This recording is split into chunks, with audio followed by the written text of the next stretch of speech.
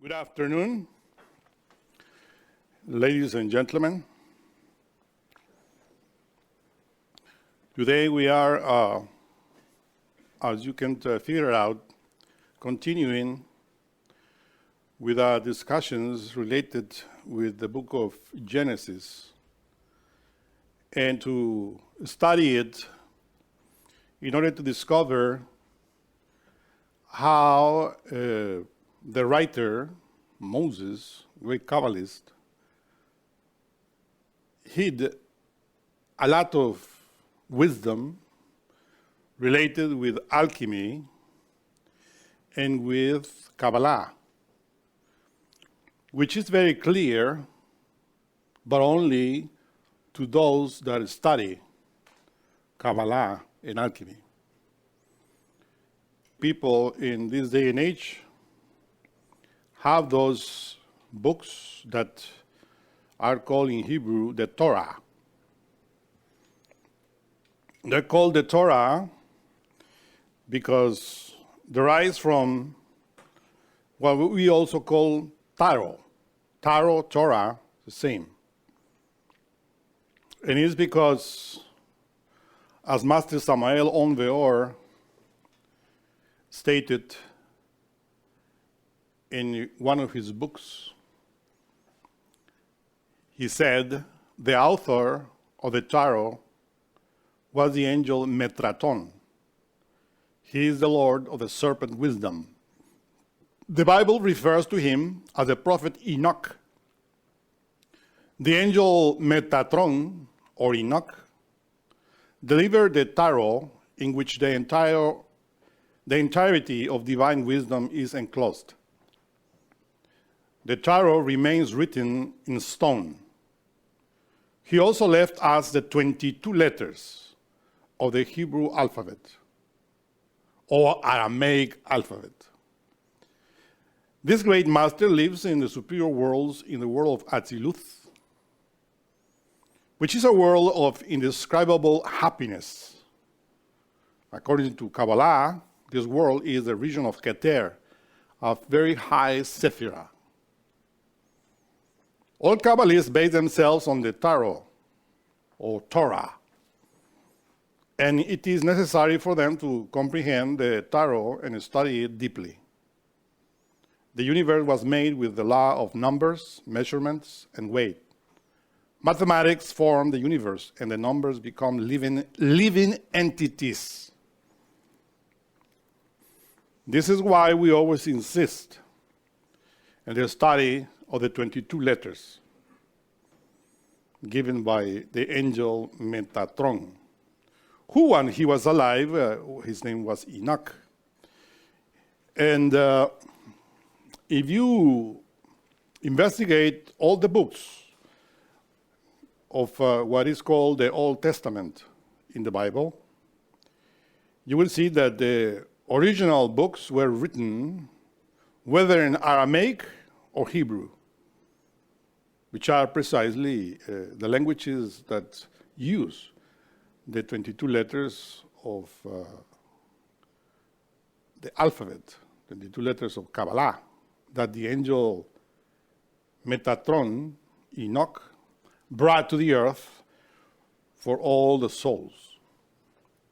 And that's why we always insist there that if you don't know by memory the 22 letters, which are only 22, and the meaning of it, you won't grasp what is written in the Bible, especially in the book of Genesis. As in the first graphic, you see that we are showing the title of the lecture, which is Yad, the River of Eden. And in the graphic, we wrote the word Yad and the Hebrew letter related to that, which Enoch, the angel Metatron, says that is a river of Eden. But when you see the letter, you see how is this a river, right? And of course, related with this river, in our lectures we are talking and addressing the different patriarchs that are in the book of Genesis. Abraham, Isaac, Jacob, and Joseph. 4 patriarchs.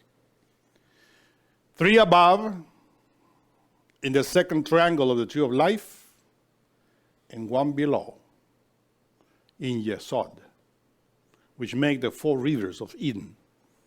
And we were discussing about it in different aspects.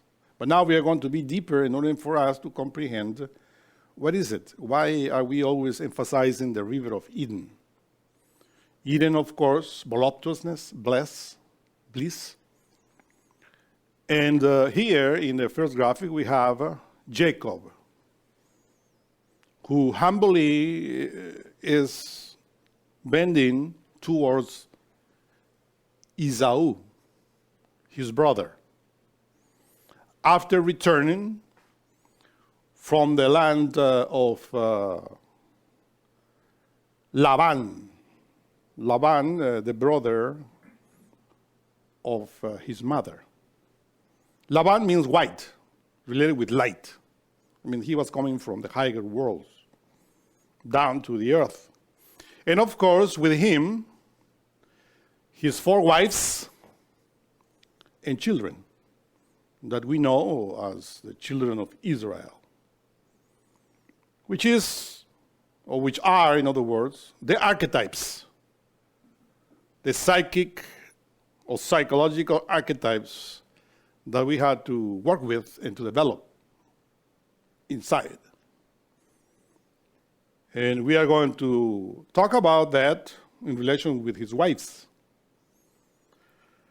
And for that, we need to understand that, as Master Krumheller states, there are 2 main energies or forces in the universe that we call prana and akash. Prana is positive and akash is negative in relation with polarities. Akash, we call it the primordial matter, or the water in the space. Not that is the water as we find it here in this 3-dimensional world, as a liquid, but as an element which contains the prana. And this is the main point here in this lecture, because the letter Yad contains that, the prana and the akash together. And by knowing that is how we disclose and understand what the Bible is telling us about this mysterious river that we addressed in different aspects already. So akash is feminine and prana is masculine. But they together form that drop of water that we call Yad, as you see there, which is that letter with which we write the holy name of God. Yod, Hey, Vav, Hey is the first one. Of course, according to the numbers of the Hebrew letters, the letter Yad is the number 10. But if you add the numbers of the number 10, it equals 1. That's why when we address Keter, the first Sephirah, we say is Yad or is Aleph. Because Aleph is 1 and Yad is 10, but 10 is 1 in synthesis. And that's why we said that the letter Aleph contains 2 Yads. But by seeing that is how we understand this mystery of the water in combination with the fire. Remember that the Master Samael states that we had to be baptized by water first, then by fire. And of course, in relation with this baptism of water and fire, we find the famous scale or the octave, the scale of 7 notes, which we always state relates to the 7 initiations that we had to pass through, psychologically speaking. And those 7 initiations are related with the 7 lower Sephiroth in the tree of life, which are Chesed, Geburah, Tiferet, Netzach, Hod, Yesod, and Malkut. By seeing this 7, we understand Jacob. Remember that after the problem that he had with his brother Esau, when he takes the inheritance with a trick from Isaac, he goes away into the land of his mother and father. And of course, that land is up here in the world of Bria, the world of creation. From there, he goes, but before leaving, he has this mysterious dream where he falls asleep by putting his head on a rock, which is the mysterious rock of Yesod. And in there, he sees the ladder that goes up to heaven. That ladder, states the Master Samael Beor, has 7 rungs. And is precisely the second rung where Jacob is having that experience. He sees the ladder where the Malachim, which is the holy name for Tifereth, means angels, go up and down, 7, the scale. And this is precisely very significant because when he goes up to the land of his parents, which is in the world of Bria, he goes psychologically. This is precisely what we have to understand.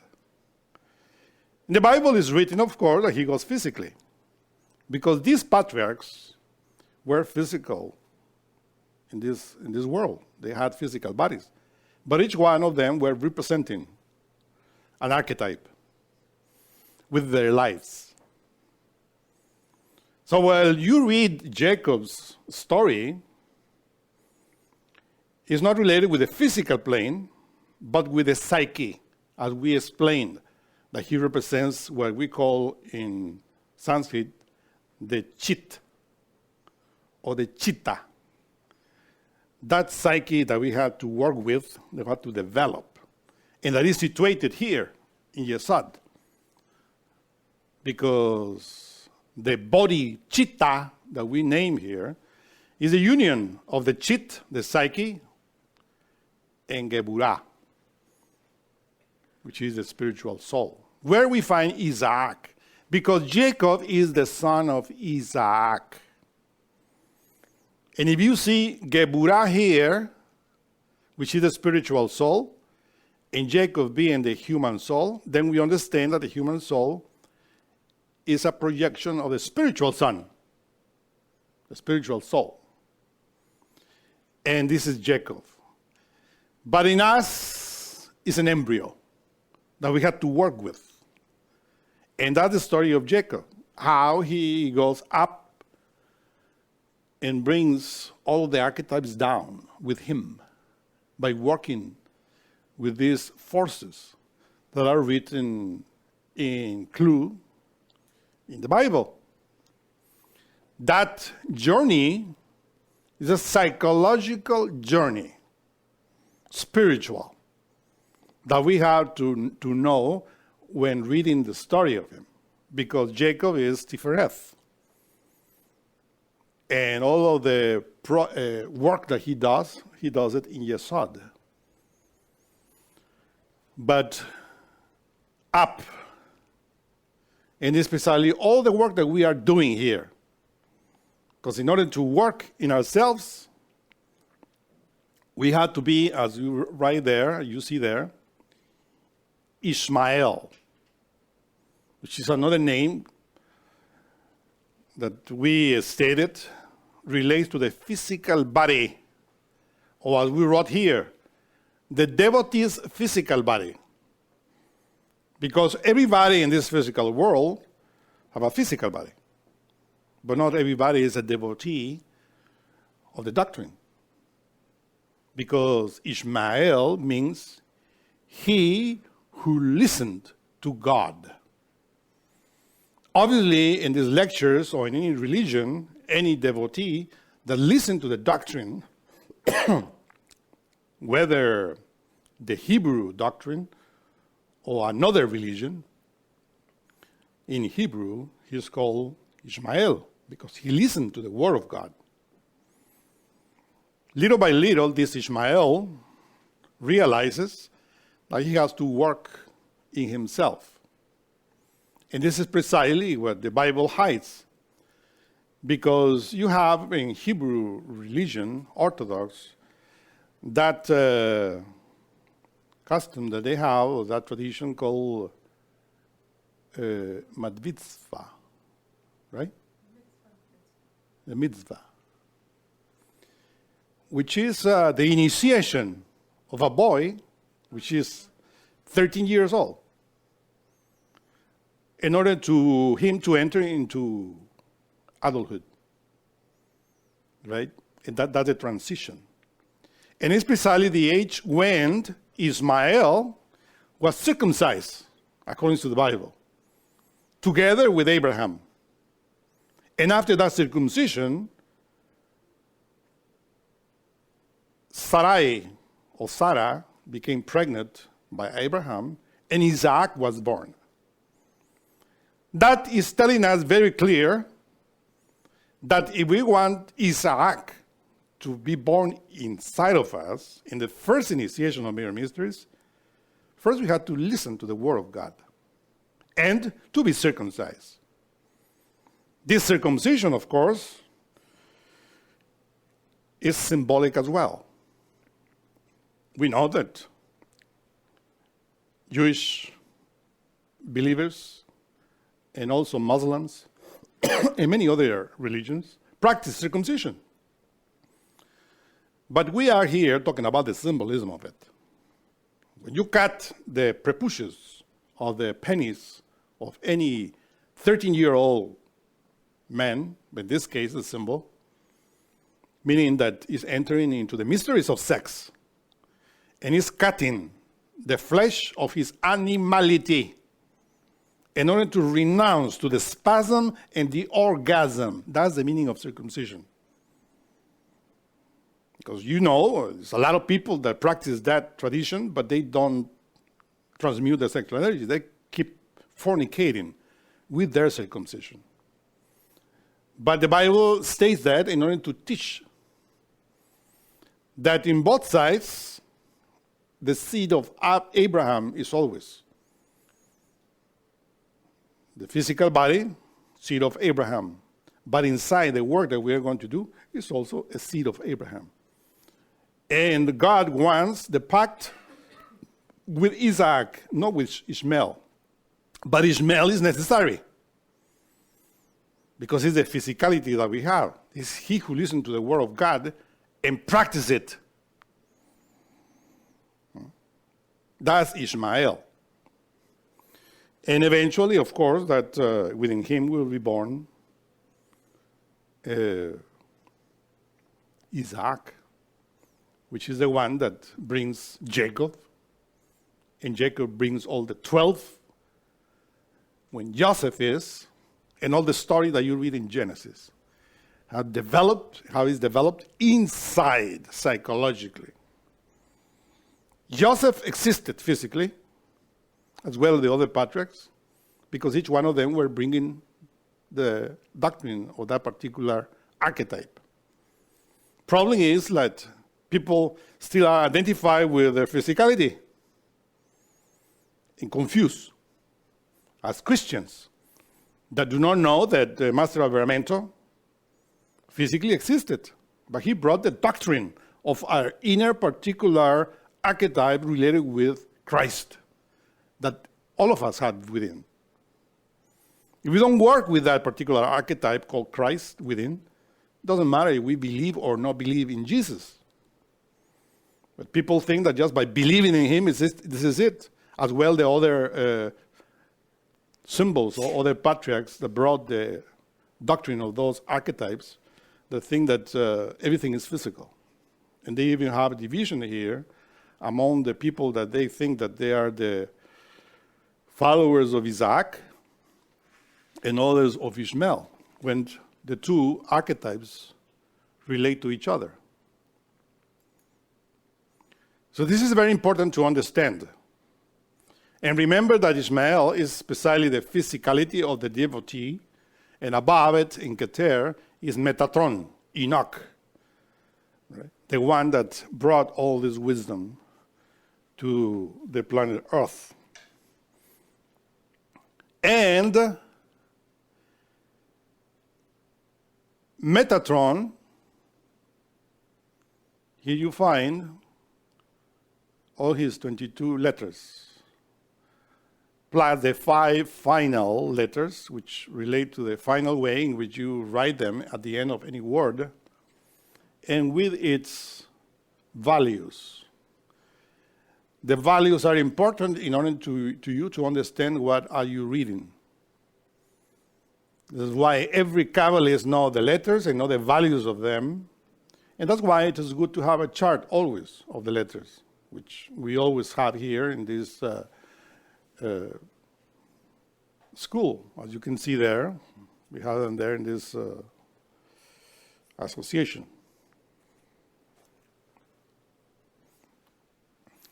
So, since we are emphasizing the letter Yad,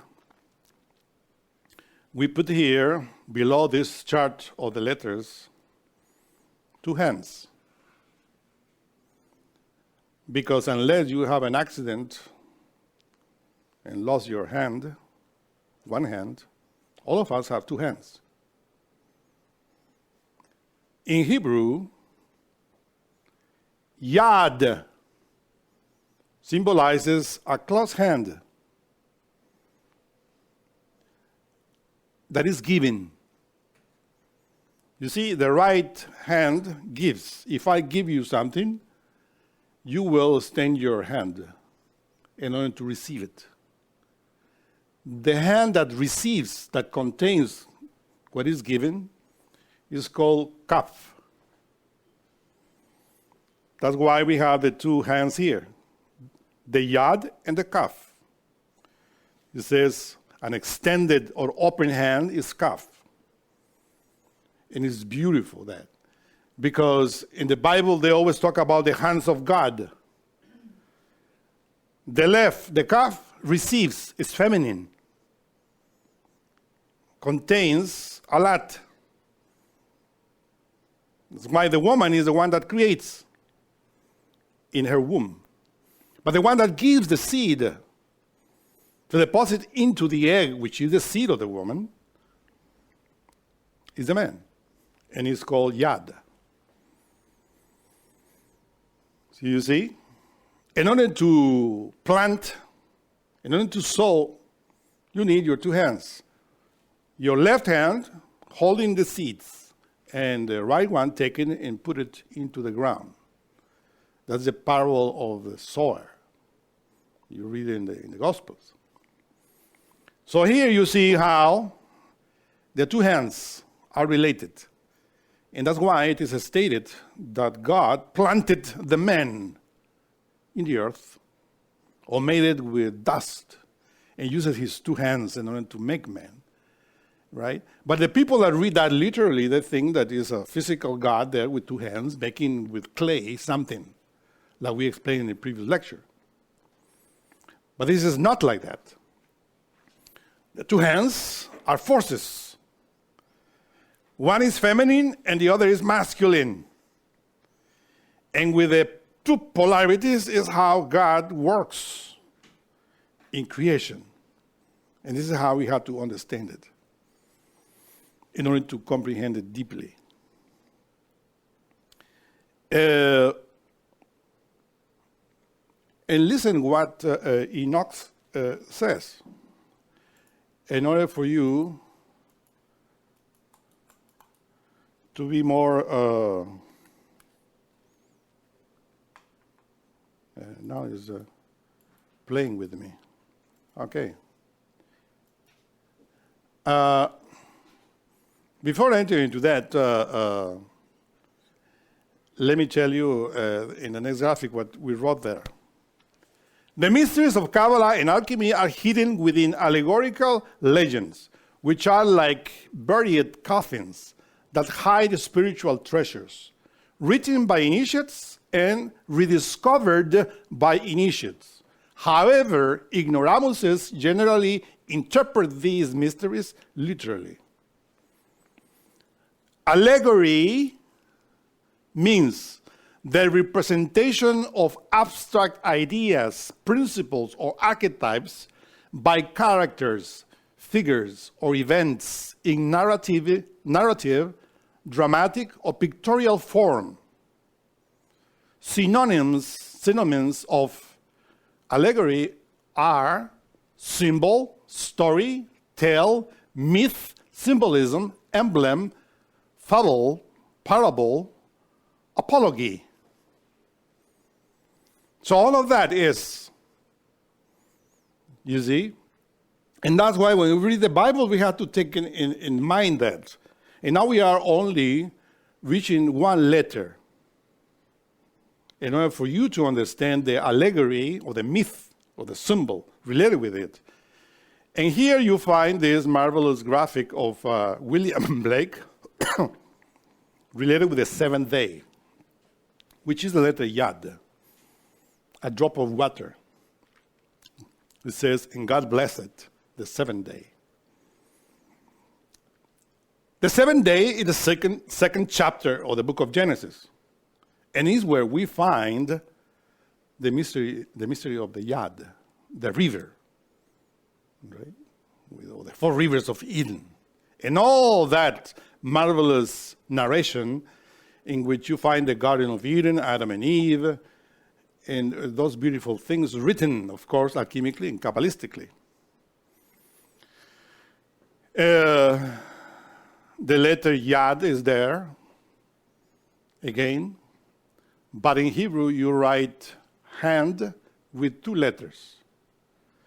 The letter Yad and the letter Dalet. Just that. Yad, hand.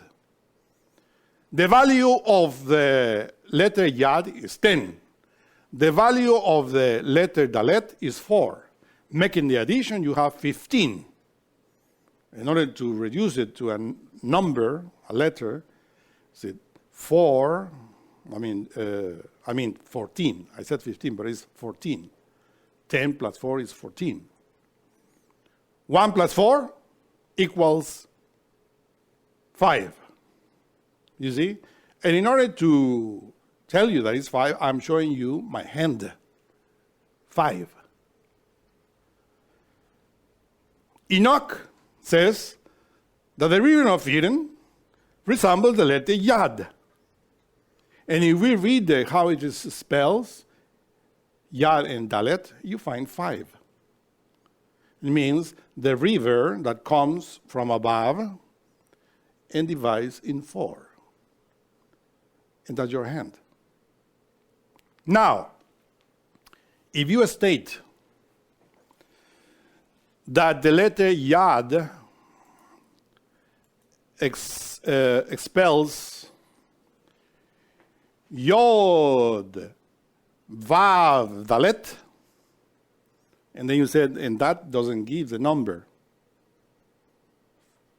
5, but gives another. Because 10 plus 6, which is Vav, is 16. Plus 4 of Dalet is 20. And 20 is the value of the letter Kaf.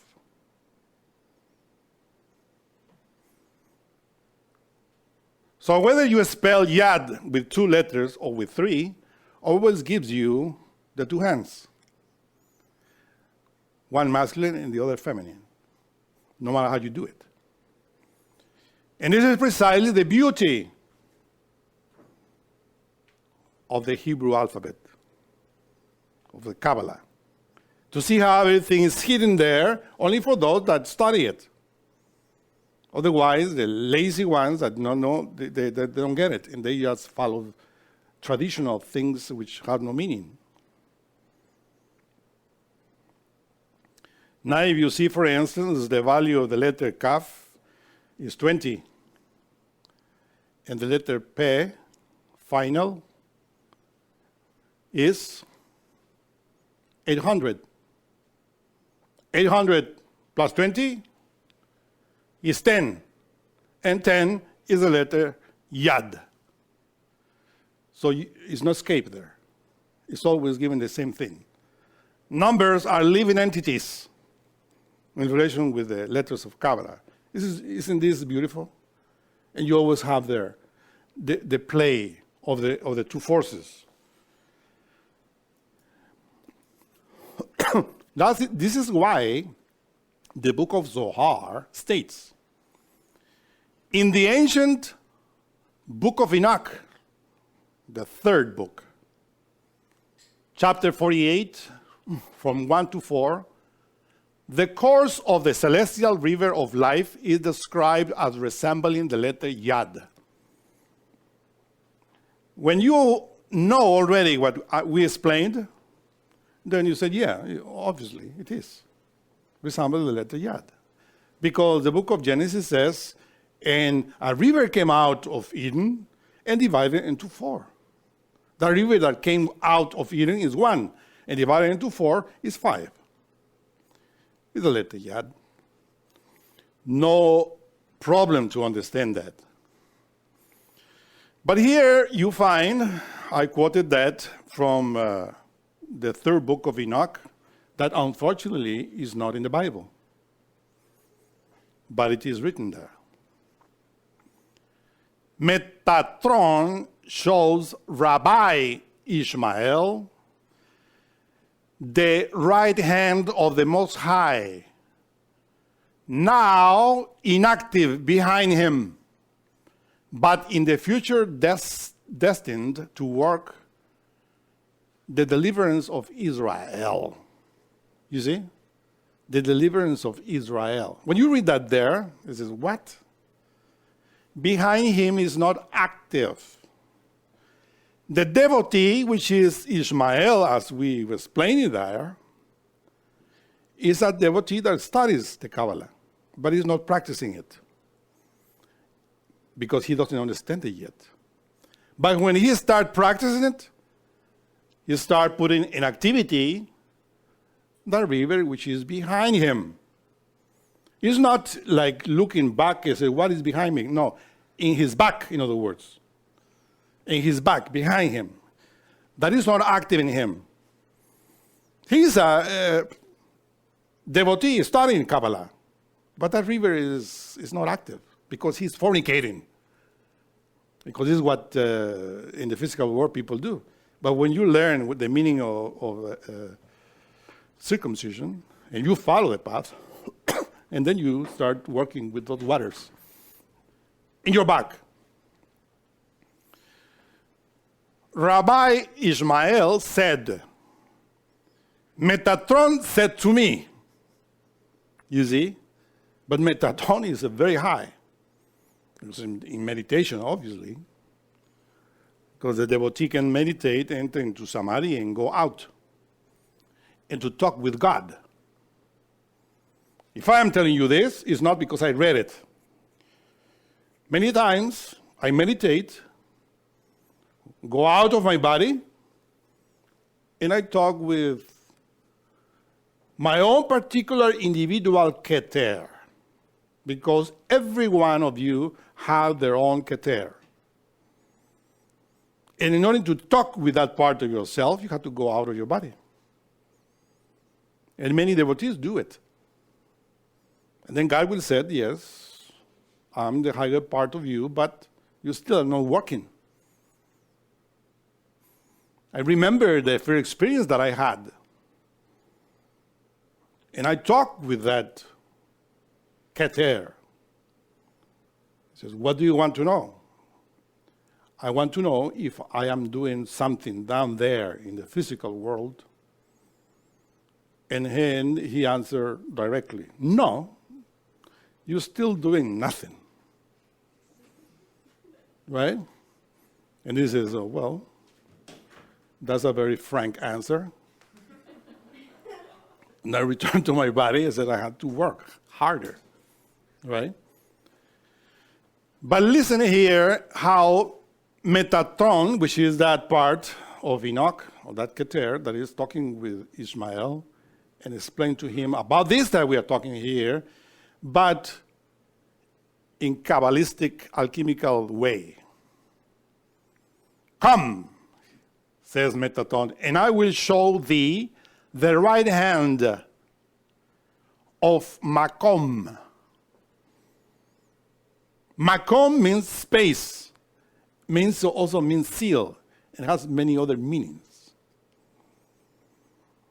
You see the space there, the universe, and the celestial stars within a makom, space.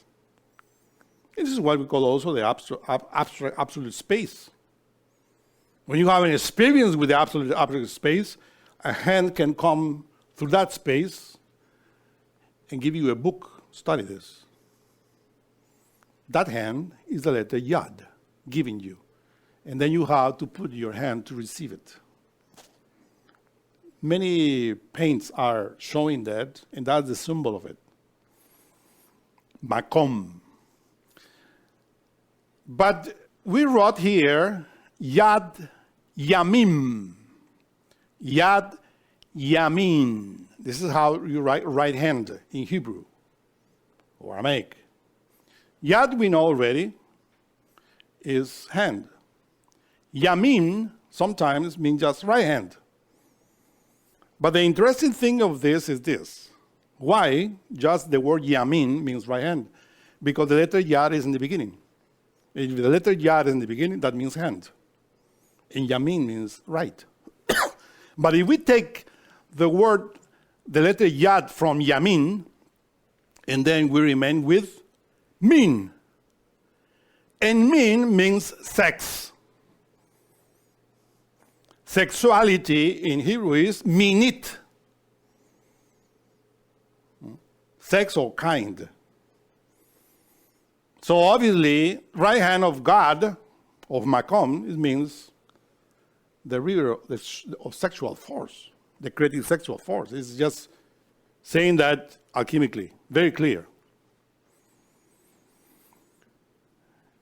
Behind him, laid behind him, the spine, because of the destruction of the holy temple. How do you destroy your holy temple? By fornicating, by spilling the energy, from which all kinds of splendor and light shine forth, and which the 955 heavens were created. Now, when you make the addition of all these numbers, 9 plus 5 plus 5 is 19, plus 1 plus 9 is 10. Again, it goes to the letter Yad. 10 Sephiroth, which are made by the letter Yad, the sexual force. And whom not even the Seraphim and the Ophanim are permitted to behold until the day of salvation shall arrive. Inside of you, you are not worthy to see it until you start working with your own particular Yeshua, your own particular force, because salvation is Yeshua. You call Jesus. It's inside. When you start working with it, then you start seeing things. And I went, says Ishmael, by his side, and he took me by his yad, by his hand, and showed me the right hand of Makom. You see, above this right hand of Macomb, you find this beautiful painting of William Blake. And when you see the right hand of Macomb, doing, of course, what he has to do. With all manner of praise, rejoicing and song, and no mouth can tell its praise, and no eye can behold it, because of its greatness, dignity, majesty, glory, and beauty.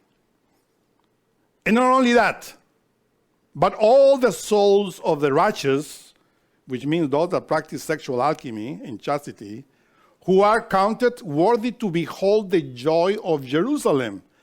They are standing by it, praising and praying before in 3 times every day, saying. And then Enoch quotes Isaiah. Awake, awake, put on strength.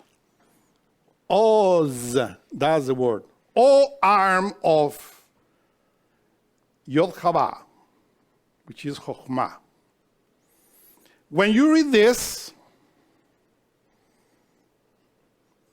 for me, it's very clear that he's talking about the arm of Chokhmah that goes into Geburah, because Geburah is a strength, but also called Oz. And when he says, awake, awake, put on strength, O arm of Yod-Hava, which is the force of Chokhmah. So what is that? How to awake? I mean, awake, awake. How an arm will awake? You study the tree of life. You know very well that the force of Geburah comes down to Malkut. We explain in the lectures. In order for you to have the strength, sexual strength, in other words, physically, men, erection, you need to awake the forces in order for the blood to circulate there. So when he said, awake, awake, arm of Yod-Hava, it means do something in your court with your priestess wife and have erection. Because that's the first river, called Pishon, that is, give the strength to the human male in the sexual act.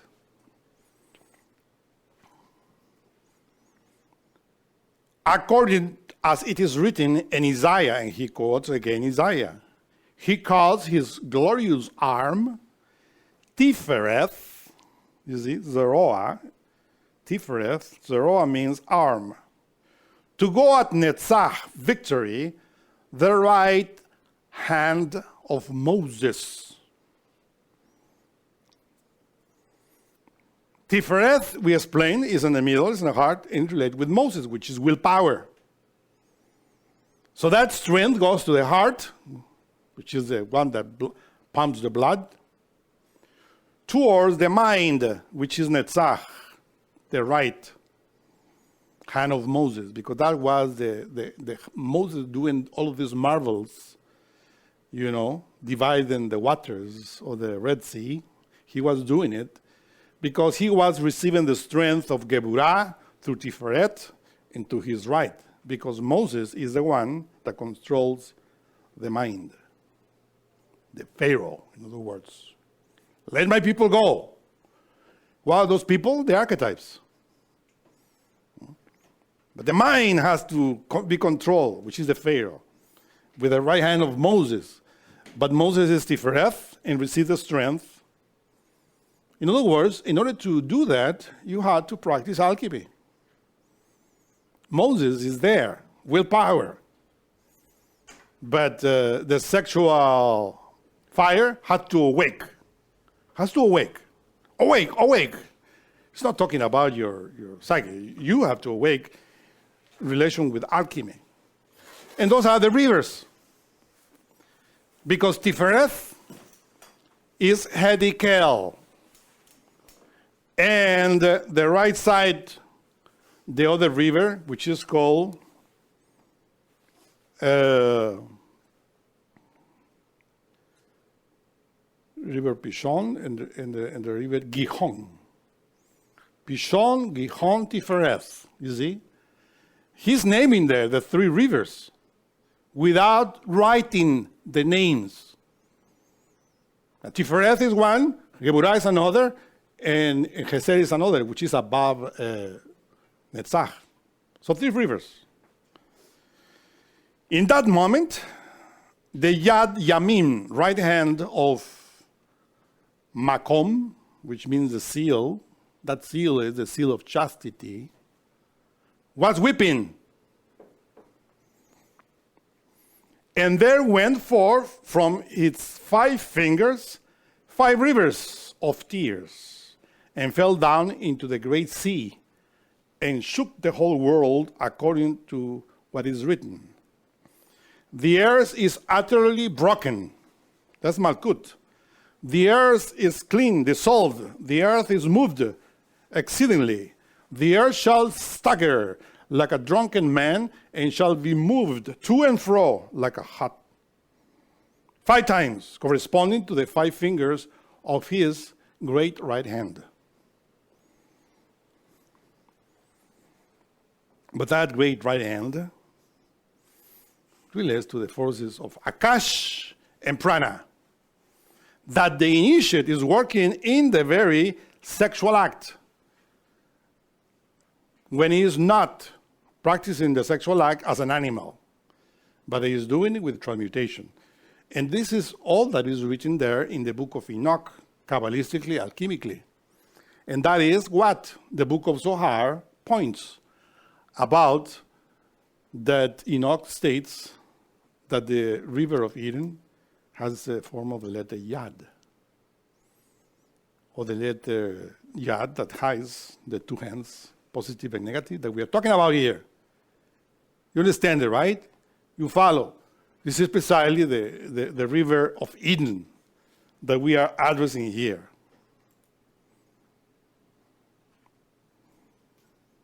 And that's why the book of Genesis states, and from Atziluth, a river, Naher, or Hanir, a lamp. We'll stop here and explains that. How do you write river in Hebrew? With 3 letters.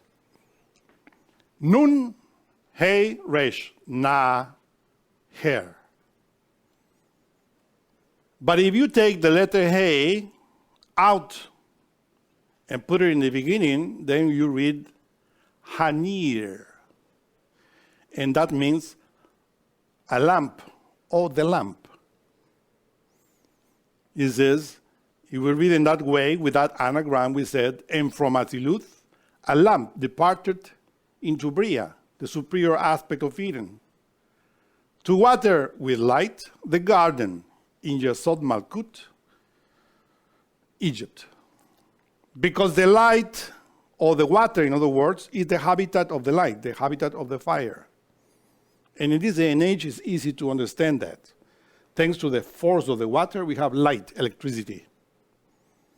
And with electricity, we can burn many things.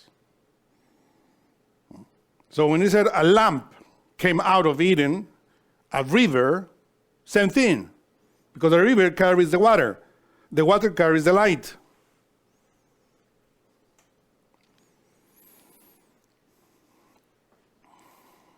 And from thence, from Yesod Malkut,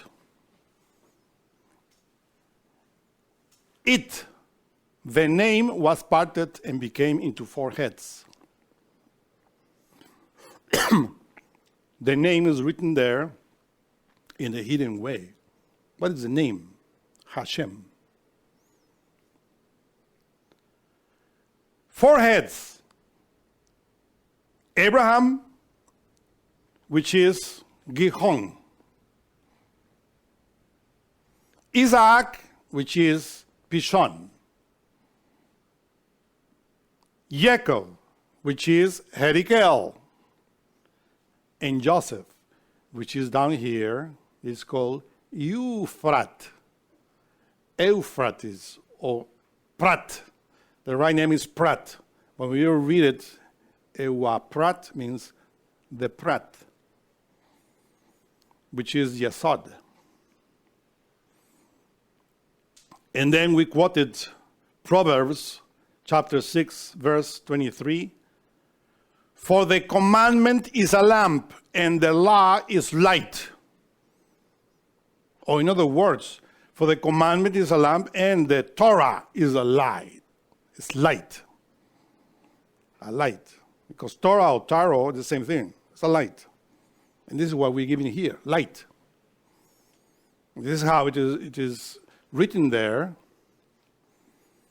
in the book of Genesis. Matthew Samael stated, it is impossible to reach deep realization without the alchemy of the feminine solar forces, the light of Atziluth. Christ, in his dignity as cosmic Christ, said, I am the door, and by me, if any man enter in, he shall be saved, and shall go in and out and find pasture. In John chapter 10. The Christonic substance, the son of Chokhmah, Yeshua, the Savior of the world, is placed in Frat, which is Yesod, called Euphrates. Our Christonic semen. This is why the door that enters into Eden is in Yesod, our sexual organs, Samaelon Veor. He wrote always in synthesis. When you read the Bible, it says, yeah, of course. Frat is a sexual force in our physicality. It is what is called the Garden of Eden. And we always take these two Sephirot, Yesod and Malkut, as one, because they are one. Yesod is the fourth dimension, the vital body, and the three-dimensional body is a physical body. Both of them correlate. They are one body. Vital body is the superior aspect of Malkut. That's why Master Samael says, if we investigate Malkut, we discover that it came out of Yesod as well, which is sex. So, when studying the holy name of God, Yod Hei Vav Hei, then you discover about this river. Because Yad is the river, right? And we discover that has, or is written as a hand, Yod and Dalet, which means 5. And when we said, so Yad, hand, has a value of 5, according to the numbers. And 5 is Hey, the 5th letter of the holy name of God. That means that Yad is within Hey. When we said Hey, we said Yad inside. Hey is spelled with Aleph, but Aleph is Yod, 2 Yods, it's a force. That's why the Hey is feminine. A feminine word that holds. And that's why Yod Hey spells Jah. Hallelujah. The two forces of Eden within us. And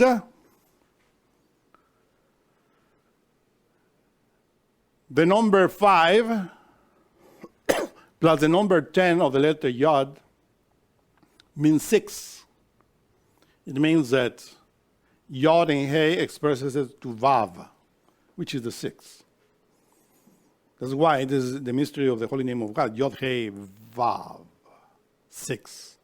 So in Vav, you find the Yod hidden and the letter Hey containing it. The mystery of the Trinity. So when you say, and with the other Hey of Yod Hey Vav Hey is here. Ha near. To follow the sequence of the holy name of God.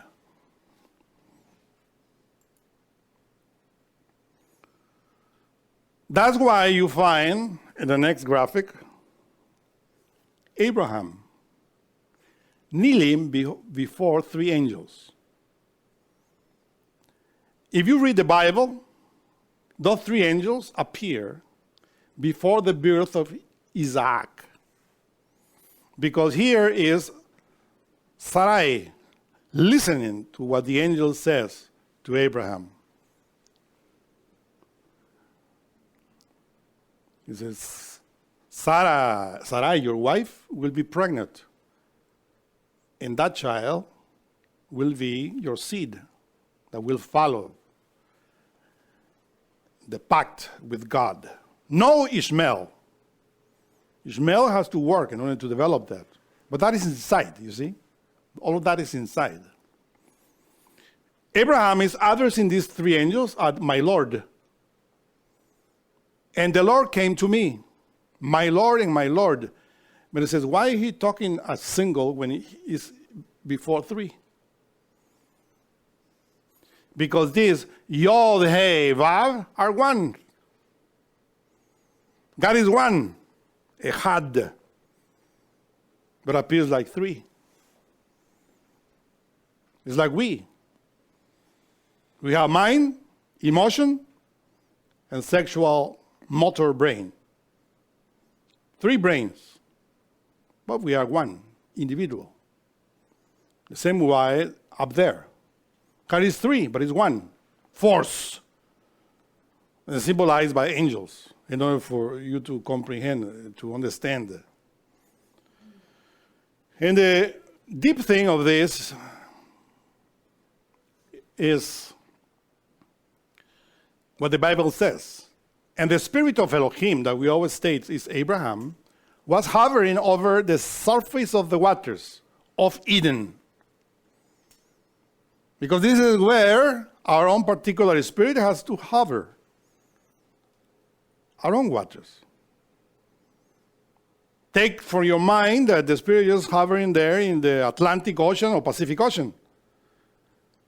Because in us, in alchemy, what is important is for the spirit to hover above our own waters, which are the sexual forces that we are pointing here, which is Yad, the river of Eden. And that's why we wrote the name of God there, Yod He Vav He, in order to understand. Because in the other lecture, we told you, Yad is in the head, He is in the throat, Vav is your spinal medulla, and He is your sexual force. This is how you see the four-letter God, name of God, in you, in your physicality. Now you find the word here, chipka. Read in the way that we had to read it, because many people will read this chipcha, but ch doesn't sound like that in Hebrew. There is not such a word or sound. It's ch, is the letter chet. Chipka is written there in red. That means servant, maid servant.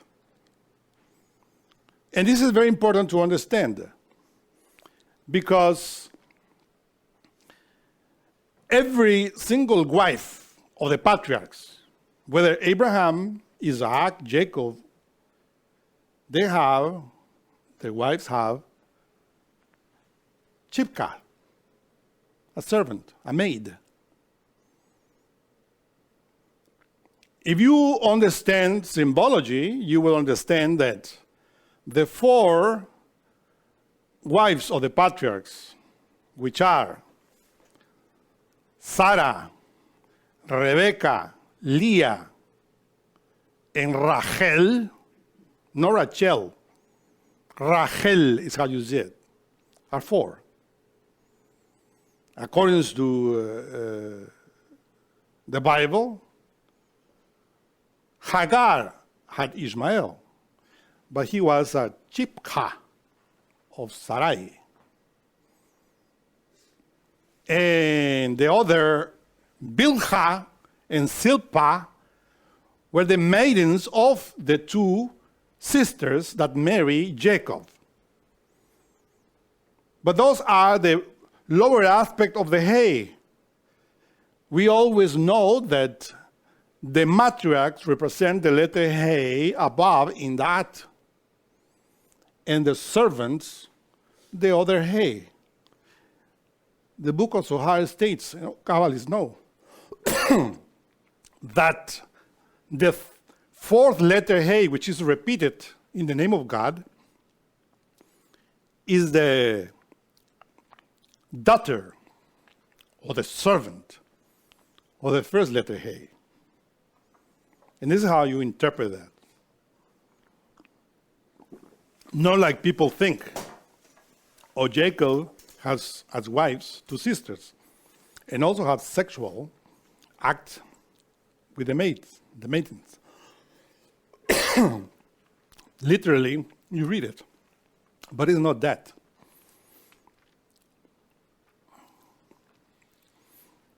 That's why the book of Zohar states, and the heavens and the earth were finished, and all the hosts of them.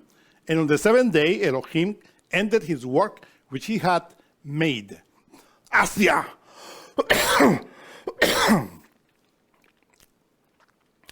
And he rested on Malkut, the 7th day, for all of his work which he had made. And Elohim blessed Asya, the 7th day, and sanctified it, because in it is the word Asof. He had rested from all his work which Abraham Elohim made. Asof is plural of Asya, Malkut, the 7th body. Asof also relates to the Mercury of the secret philosophy.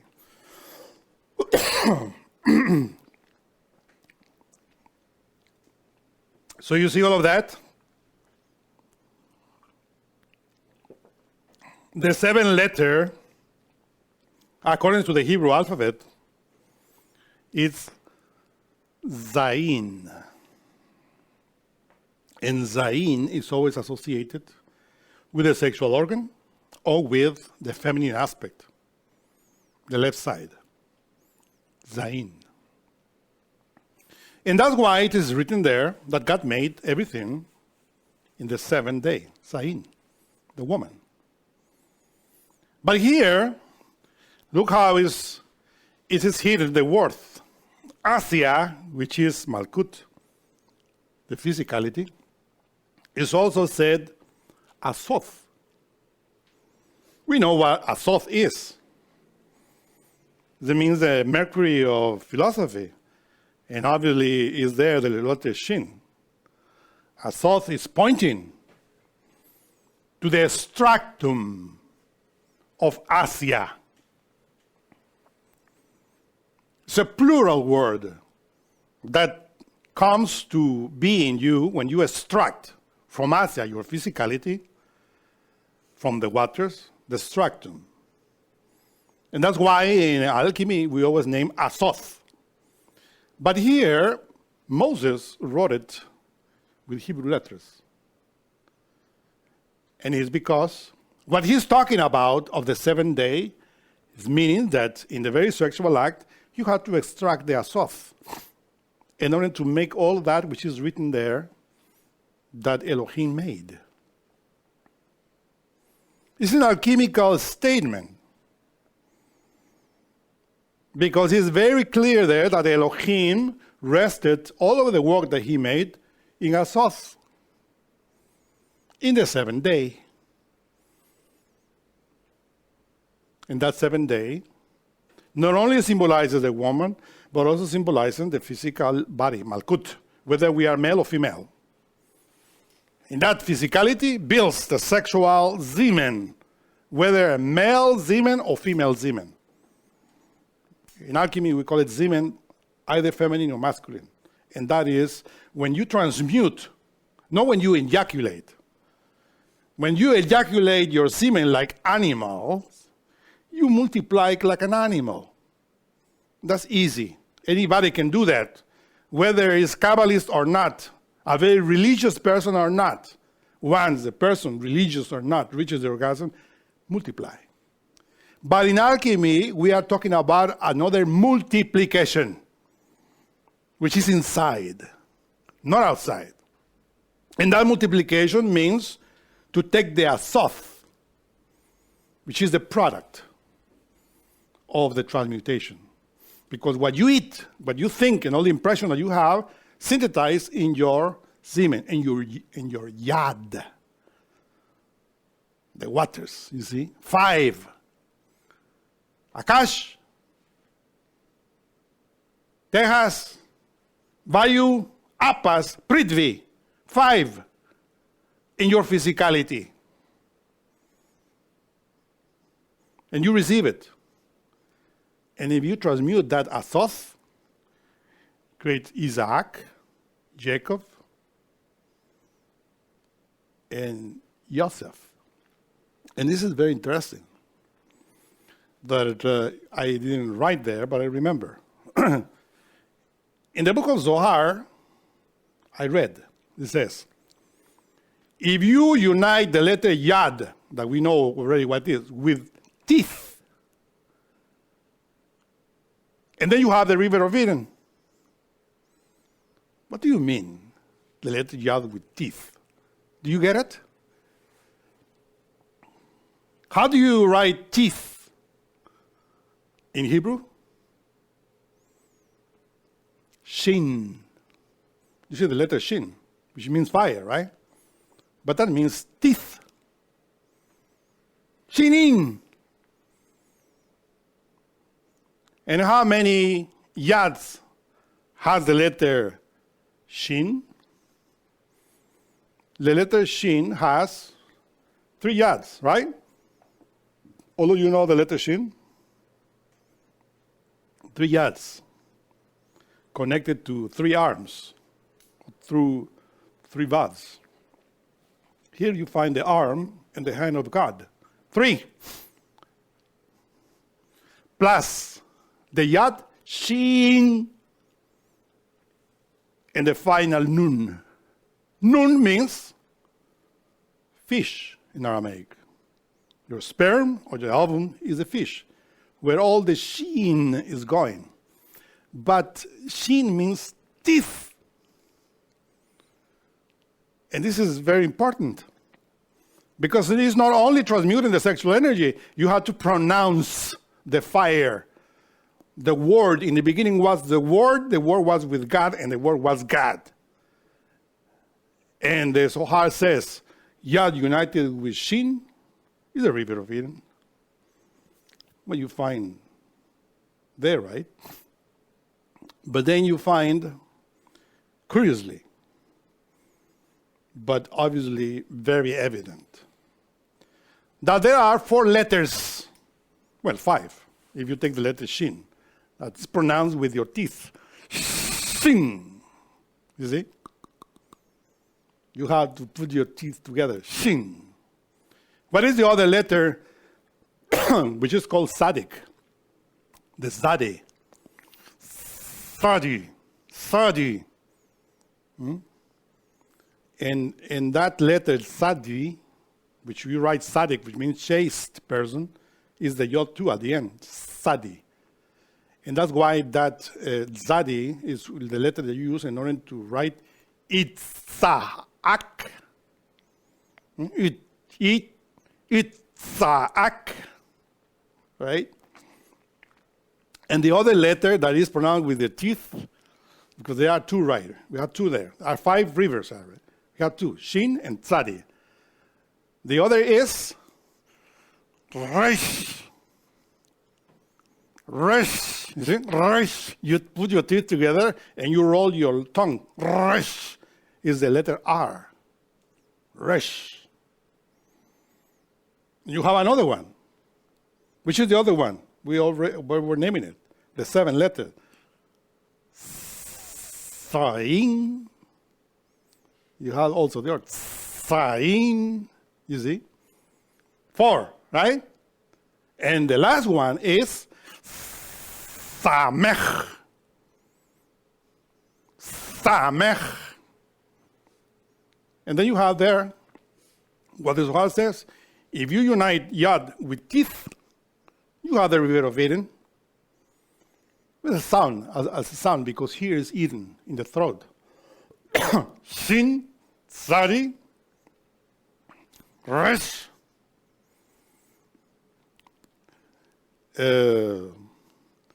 Sain, and Samech. This is how you pronounce it, the 5 letters. Isn't it beautiful?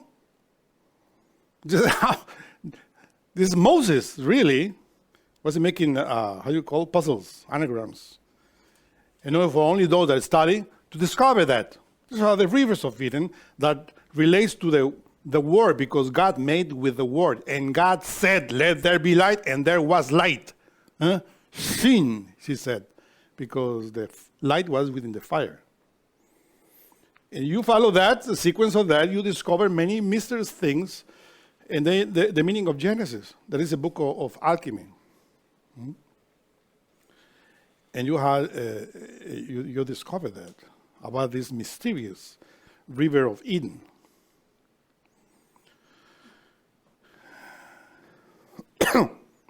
Before I forget, because it's written there, but I want to tell you. The wife of Abraham was Sarai. That's how it's written. Shin, Resh, and Yad. Sarai. And if you play those letters, you write head, Resh, written in Aramaic, because in this day and age they write it with Aleph.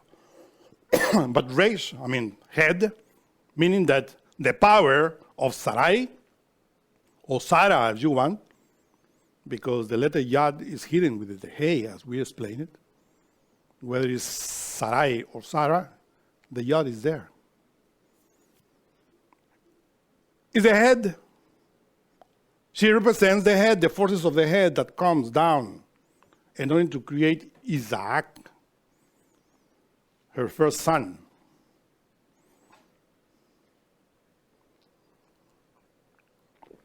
The wife of Isaac is Rebecca, which we talked about in the last lecture. You see the first there, or the forces of Eden. Now, the wives of Jacob, one is Rachel, or Rachel, as many people said. This is there, right? And Leah. But Leah, backwards, means them. Elle, or goddess. Ella. The forces, of course, above. Or the 4 rivers of Eden. So, these are the generations of the archetypes of heavens and of the earth. Behibaram, when they were created by Abraham. By Yahweh Elohim, who made the earth and the heavens. Behibaram is an anagram of by Abraham, Chesed, the first body. Because this is the heaven and the earth, Malkut. Explanation of the forming of the names Elohim and Abraham by the Holy One, Yod-Heh-Vav-Heh. He said, he took me, we'll talk about that many times, means who, and joined it to Ele, and this form Elohim, Gibor in Geburah. He also took Ma, which means what, and joined it to Aber, which means to create, and he formed with this Abraham.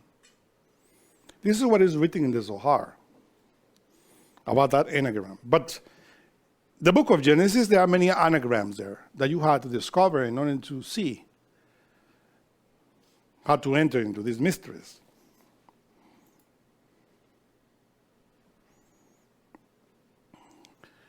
Rabbi Isaac said, it has been said that Bereshit, or Genesis, synthesized the universe and everything contained in it, and as such is referred to in the scripture.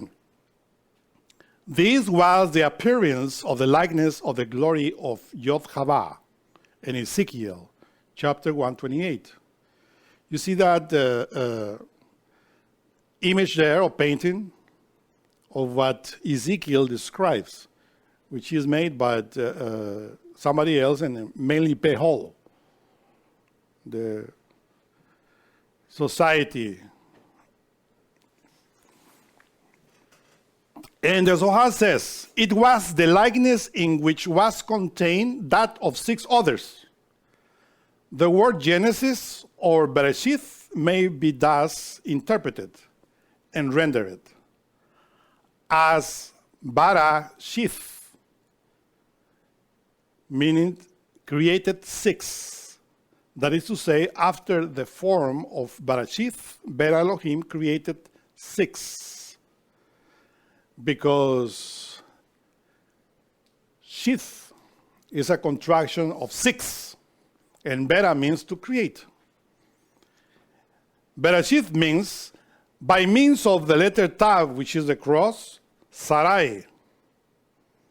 And Abraham, he said, created the 6, Geburat, Tiferet, Netzach, Hod, Yesod, and Malkut. If you visualize the word Bereshith, you find the word Sarai there. Sarai in it. And the word Abraham in it. Just Bra and Sarai. But are 6 letters. And then to point at Baines, in these 2 polarities, Abraham and Sarai, we're creating the rest of the Sephiroth. Geburat, Tiferet, Netzach, Hod, Yesod, and Malkut. Thanks to the force of Elohim. And that's why it's represented like this. When you read the Bible. This is Hayot HaKadosh. Cry, speak, roar, bellow. The 3 primary forces. Kadosh, Kadosh, Kadosh.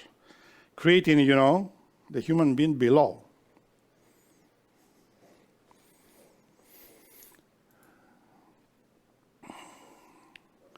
After Rabbi Isaac said that, then Rabbi Joseph said, remember that Joseph relates to Yesod. He said,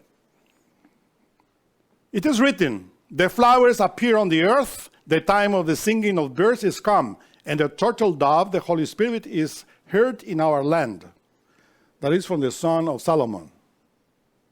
The occult meaning of the word flowers refers to the 6 higher and lower spheres appear on the earth, refer to their archetypes, namely Abraham, Isaac, Jacob, Jachin, Boaz, and Joseph. Jachin is Netzah and Boaz is Hod. The time of the singing of birds denotes the worship and glory rendered by men to the divine being after attaining to the art or knowledge of these spheres, as the scripture says, so that my glory may make songs of praise to you and not to be silent. I will give you praise forever. That's in Psalms. Therefore, it is that the psalm containing these words is termed Mizmor, a song, which term is applied only to those psalms that David composed under the direct inspiration of the divine Shekinah.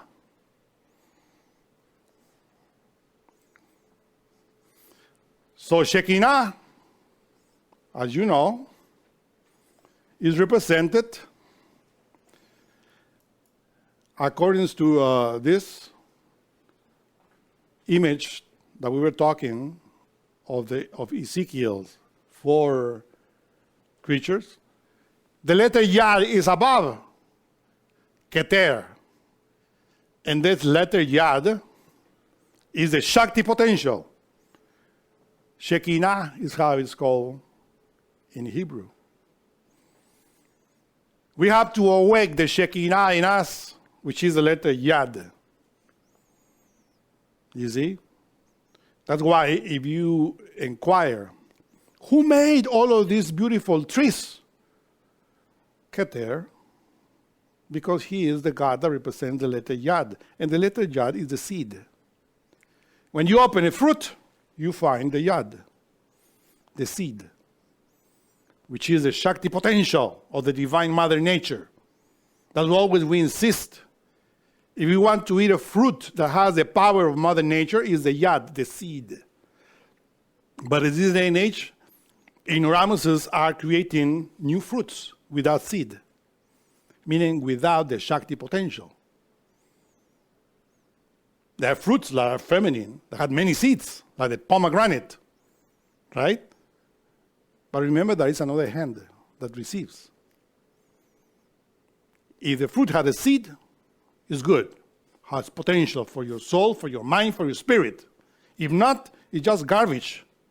Maybe beautiful and bigger, but if you eat garbage, fruits which are adulterated by ignoramuses of this day and age, you are just feeding your physicality and not your soul, not your mind, not your emotion, not your spirit. That's the meaning of fire. You see how the seed comes out of the head, rush of Keter, the father of all the lights.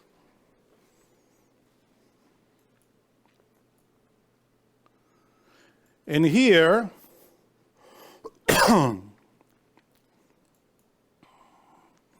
we are arriving at the main topic of our lecture. Because in order for you to understand what I'm going to explain, you have to pay attention. Even if you are poor, you have to pay attention. You see, the poor is Malkut. And that's where we're giving a lot of gold to you in order for you to be rich. But if you are poor, you don't pay attention, how are you going to be wealthy? But now I assume that you are wealthy because I gave you all of these treasures. So here, what you find? Leah and Rachel, which is a painting based on what Dante Alighieri wrote. It is stated, according to the Bible, that after Jacob had that dream where he saw the ladder of 7 steps going up and down to heaven, he went into the land of his parents and found Laban, his uncle, the brother of Rebekah. And says, I was sent here because my father told me you have to have a wife from my parents. Of course, the higher forces. But if you inquire that, and if you read the Divine Comedy of Dante Alighieri, and then you have more strength of what you are talking about. Dante Alighieri, after going out of hell, go to the purgatory, which has 7 steps. Coincidence? No. Dante is a great master.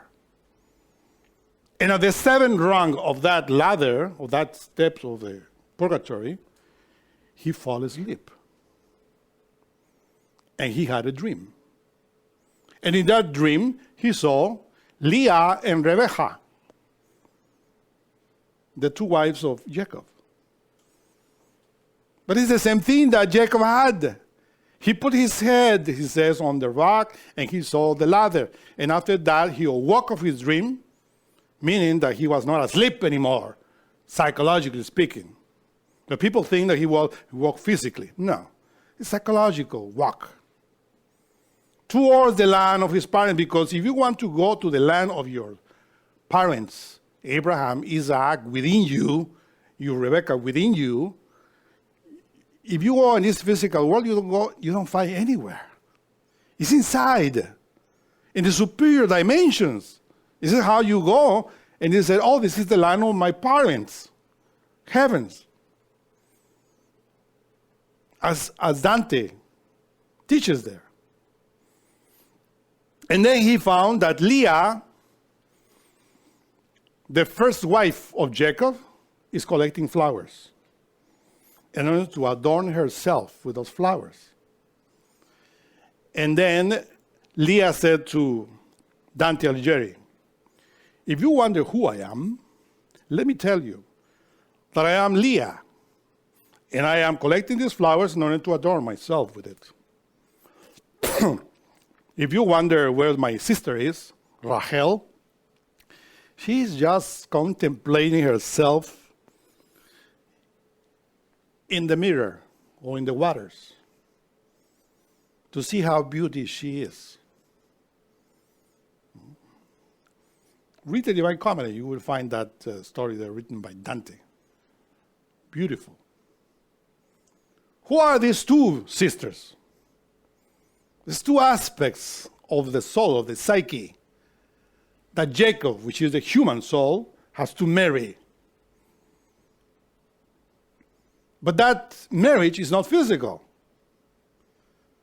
But in order to marry those two sisters, you have to go out of your body. You have to work very hard in the annihilation of your ego. You see 7 steps. It is written when that Jacob arrived to that land of his family. Laban has the 2 sisters, right? Leah and Zeus. But he's in love with Rahel, who is the youngest. This is like us. When we start, we are identified with this physical world and with the beginning of our work. And we really are not paying attention too much to Leah, which is the higher force up there. And Laban, which means white, the light, tells to him, you have to serve me 7 years. 1 week, it says, but 7 days, 7 years, 1 week. If you do that, I will give you my daughter. And he does it. And he thinks that he's receiving Rahel, but he's not receiving Rahel, he's receiving Leah. Well, it is in our custom, the oldest has to be married first, and then the younger. If you want to marry the younger, where are all the 7 years for it? Totally is 14, right? But if you make a multiplication Kabbalistically there, 7 by 7 is 49. It is showing us very clear the scale of 7. First in the dream, 7 bodies. Then 7 and 7 for each wife. 7 by 7 is 49 levels that you have to work with in order to develop the bodhicitta in Yesod, because Jacob is the bodhicitta in Yesod. It is working there. These 2 superior aspects, Master Samael Onveor states in his books, there are 4 ethers related with the vital body. The first is the chemical ether. And the chemical ether is related with the metabolism of the physical body. And the ether of life, which relates to the multiplication of the species, physically speaking. These 2 ethers we are talking about here are related with the maidens, the servants, the lower hay of these 2 sisters, because they represent the ether of life and the reflector ether. The ether of life is Leah. The reflector ether is Rahel. We have to use those forces in us, because while Leah is collecting flowers means that we are collecting virtues. And she's adorning herself with virtues. This is the psychological work that we do in the 49 levels of the mind. We have to develop those virtues within. And those virtues are the children of both sisters. And while we work with those archetypes within, obviously, down here, Rahel, which is the lower part of those ethers, which is the reflector ether, the reflector reflects the light of Leah. And that's why she's always contemplating herself.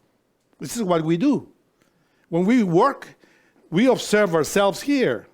The reflection, what I'm doing. Am I collecting the archetypes, the virtues of my inner being? Because they have to descend on me as a bodhicitta. And you have to observe yourself to see that reflection, which is Rahel, the one that we love the most. Because when we see it, oh, I notice that I'm developing this virtue. Oh, I notice that this light, this power in me. You love Rahel very much, right? And Leah is up there, and she feels that is not loved. Meanwhile, she is doing her job.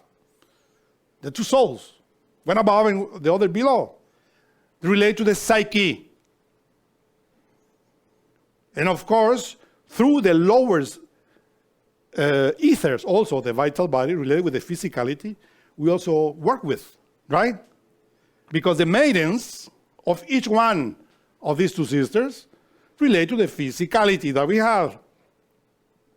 That's why they have 4 children. Remember the number 4 is Dalet. These 4 children of these 2 maidens of the 2 sisters, and the rest of children relate to the sisters. But it's very significant that Rahel, in herself, only had 2 children. Leah had a lot, and their maidens. But she herself has Joseph and Benjamin, the youngers. And it's precisely the story of Joseph and Benjamin that go into Egypt. That's why they go into Egypt. The 2 children of Rahel. You see that beautiful story, how it is hidden? You don't have to interpret that physically, because they are virtues. Dante Alighieri says, a young and pretty woman came to me within a dream, as she walked through a meadow, gathering flowers and singing while she said, whoever asks my name, let him know that I am Leah, and I play my lovely hands in circles to make garlands for myself. For a glimpse of pleasure at the mirror, I adorn myself here. But my sister Rahel never leaves her mirror and sits all day. Her yearning is to see her shining eyes as mine is with my hands to adorn myself. She is content to look and I to labor. One soul that is happy and the other that is working hard. This is relation with psyche, with our psyche. The flowers appear on the earth, the time of the singing of birds is come, and the turtle dove, the Holy Spirit, is heard in our land, said Solomon. You see how Divine Comedy, Bible, Enoch, all of that is giving us the wisdom of the work that we have to perform in ourselves. And that is only the second step of the ladder. That's why when Jacob performed that second step, he comes down with all of his family to meet Esau. But he already have all of those virtues in him. And before meeting Esau, he fights with that angel that protects Esau. And that angel is the one that gives sexual strength to the physicality. Esau, in this case, represents the 2 lower ethers. But he already conquered those 2 ethers. In order to prove that, before meeting Esau, he fights with that angel, which is the sexual strength of Esau. And he defeats the angel, the Elohim. And the angel says, you fought with God and with humans, and you won. Release me, because the sun is rising. And then Jacob says, I won't release you. First, you have to bless me, and then I release you. And then he says, because you fought with God, the forces of Eden, and one, and with humans and one, you no longer will be called Jacob, but Israel, because you gather all of those forces, all of those archetypes within you. You see, that's what Israel means. That fight against that angel is in the sexual act. If in the sexual act you are defeated like an animal, a lot of people there call me and says, can you tell me the name of my inner being? And then says, what do you want to know the name of your inner being? If your inner being doesn't tell you that name to you, which is your being, why am I going to tell you that? Work. The 7 days or the 7 years of Jacob, study that, win the battle, and if you defeat that forces, then you will receive your name. Because Israel means the union of all of those forces within you. Of course, Jacob, his inner name was Israel, or that patriarch. But in us will be different. Israel will be the conjunction of all of those archetypes, those virtues. But then the angel will tell, well, your name is this, and relates to this force. So the angel, of course, before releasing him, he touches his thigh. The thigh of that angel, of Jacob in those words, symbolizes the sexual force. He says that after that, Jacob was, limping. Because the angel thought, but he was triumphant, victorious. And after that, he met Esau. If he doesn't do that, Esau will be, because he was very angry, he stole the first, he called it the birthright for him, right? But Esau says, why? I don't have any enmity within you. You are welcome. You are welcome to your physicality. Your physicality now is enlightened. You are the bodhicitta of your physicality. And I control the two lower ethers here, but I recognize that you are really very advanced internally. And Esau get in peace with him, with Jacob. Now let us talk about this in synthesis, about the children of Jacob. And Elohim said, let the waters bring forth abundantly the creeping living soul and birds that may fly above the earth in the open firmament of heaven. Genesis 1:20. That is related with Tifereth. To bring about the living soul and the birds that fly above the heavens is something that we have to perform alchemically. To bring about that is working as Jacob did with these two superior ethers and with the two inferior ethers, which are his wives and maids, in order to build Reuben, which is perception, Simon, which is knowledge, Levi, association, Judah, which is faith, Dan, which is judgment, Naphtali, which is altruism, Gad, which is memory, Asher, which is willpower, Issachar, which is love, Zebulun, which is fecundity, Dinah, dispute. Because those are the children of the maidens and Leah. You see? Dinah or Dinah is the only daughter that Jacob had. So if we account all of these children of Israel, they are not 12, they are 13. 12 male and 1 female, Dinah, which means justice or dispute. If you read the Bible, you will find what happened with Dinah there, which is related with Malkut, the physicality. But we wrote this other quotation of the book of Genesis in order to point to Joseph and Benjamin, which are the only two children of Rebecca, Rachel.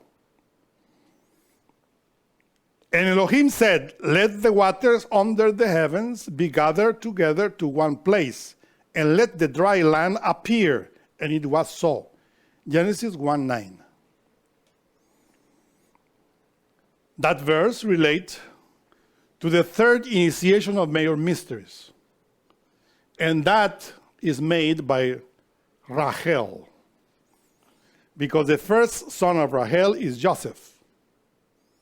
Joseph is the one that is going to Egypt, sold by his brothers. It's the only archetype that descends in our physicality. In order for us to work with it and to build the astral body. Joseph, of course, is associated with the Sephirah Yesod. But in Gnostic Kabbalah, we know that the moon rules Yesod and Hod. By building Joseph within us is how we build the astral body. That's why Joseph was skillful in dreams.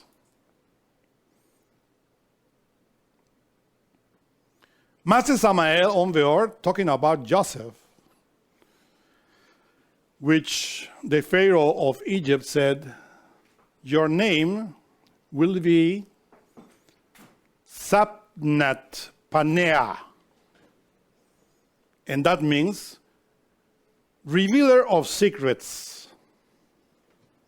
And we place Joseph there in Hod, because Hod and Yesod are ruled by the moon, by Joseph. In the third initiation of major mysteries, we developed the astral solar body. Master Samael explains that we have a double astral body. The other part of the astral body is called Benjamin, which is the superior aspect, which is related with Christ. That's why when you experience the third initiation of major mysteries, you experience that initiation together with all the drama that is written in the Gospels. When you experience that, which is called Benjamin, in your astral body. So you have to understand Joseph and Benjamin got together. The story of it, I don't have to tell you because it's already written. Master Samael Onveo wrote the 7 words. And in that book, he explains in detail about the creation of Joseph and Benjamin within us. And with that is enough because you can read it there. I don't want to go deeper in that because it's already done. The Master Samael says in the 7 words, the occult name of the astral body is Sapnat Panea. The name of the astral body is made up of compound names. The first is Sapnat. This mantra corresponds to our inferior astral. And the second word, Panea, is the sun, our cosmic Christos, which links our physical personality with the supreme immanence of the Solar Father. Joseph represents the astral body of the human being, and Benjamin represents the superior astral, the divine Christos, which is contained within the astral body of the human being, as the silver cup is contained within the sack of Benjamin. Properly stated, the sack is the astral body, and the divine astral, or Benjamin, is our Christos, who is Benjamin himself, the superior astral. Who has ever spoken about the third igneous serpent and about the ultrabiology and ultra-physiology of the superior astral? Who knew that within the astral body, another superior astral body is formed? Who knows the manner in which our third serpent ascends through the very subtle medulla of our Benjamin or superior astral? I bluntly affirm that all of the books which have been written in the world about Theosophism, Rosicrucianism, spiritualism, etc., are completely antiquated for the new Aquarian era. And therefore, They must be revised in order to extract from them only what is essential. Here I, Samael Veor, deliver unto humanity the authentic message that the White Lodge sends to humanity for the new Aquarian era. It is very important that you study this as a sequence of these lectures, because we explain the whole book of Genesis, and you see Joseph goes into Egypt, and Benjamin, all that, and after that, Moses is born.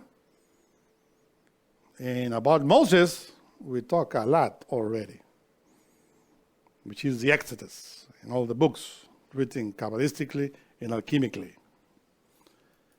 So, this is precisely what Jacob said to Joseph, the blessing.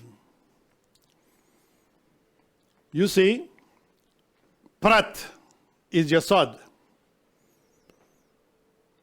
And when you transmute your sexual energy, Rachel gives birth to Joseph, your astral body.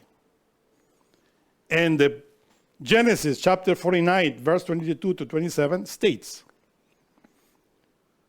son of Prat, Joseph, son of Prat, over a fountain, daughters strive go up the bull.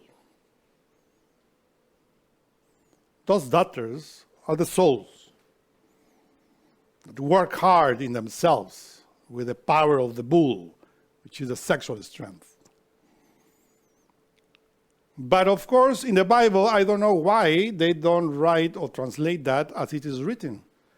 Ben Prat, Joseph Ben Prat. And Prat is Yesod, the fourth river of Eden, our sexual force. It's very clear that our own particular Joseph is the son of our sexual energy, of chastity, because Joseph is the one that is tested in Egypt. The wife of a eunuch wants to have sexual act with him. When you read, they say, well, eunuch means that has no testicles. How comes a eunuch has no testicles, has a wife? You see? But if you understand alchemy and Kabbalah, you understand that a eunuch is the one that transmutes the sexual energy, that is, doesn't multiply like animal. That's a eunuch. Because there are many three types of eunuchs.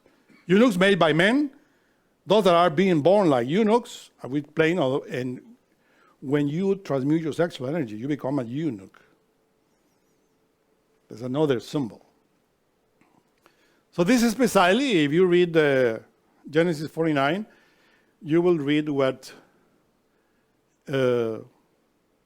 Jacob said to Joseph in that book. And I am not going to read for you because you can read it. But we quoted there in the PDF, and you can read it and decipher all the meanings of it and enjoy it. Do you have questions?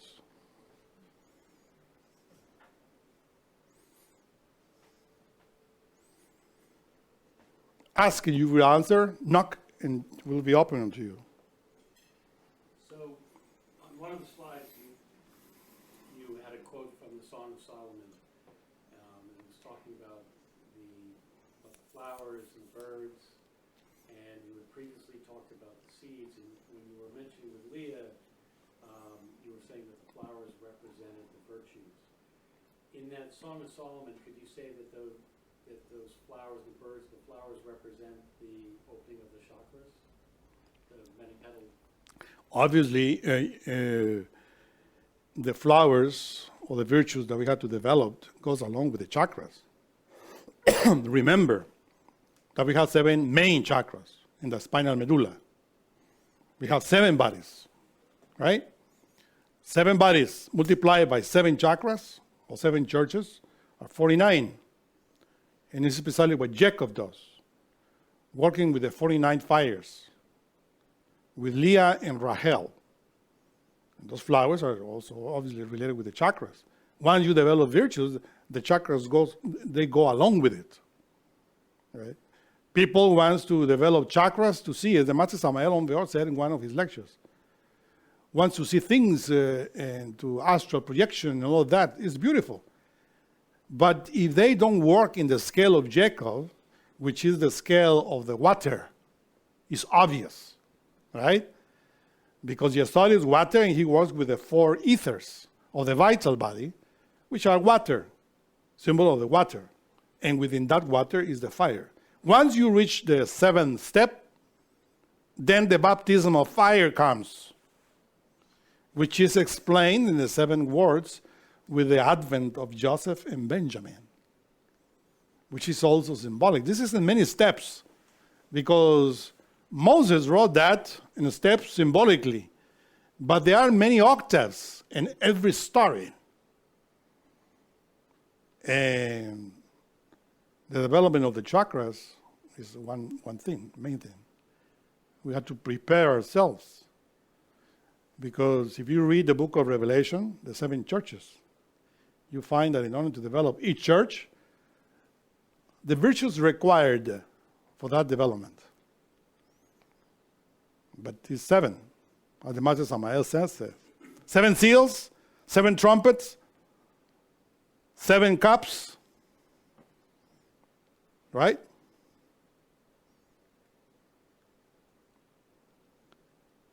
The number 7 is very important. Another question? Does Prat have a definition? Prat, when you look in the dictionary, refers to Yesod. That's why when you read in the Bible, Prat, the word before is Ewa, which means the Prat, right? And from that 2 words, they made the word Euphrates, right? Which is commonly used, the 4 rivers is the Euphrates. But really, the Bible said Prat. And the son of Prat is Joseph, the interpreter of dreams. And it is amazing to see that when you read the Bible, Joseph becomes famous because he interprets the dream of the Pharaoh that relates to 7 cows that were skinny and other 7 cows that were fat. And Joseph said, well, the meaning of that is that the 7 fat cows, 7 years of abundance. And the other 7 skinny cats means another 7 years of famine.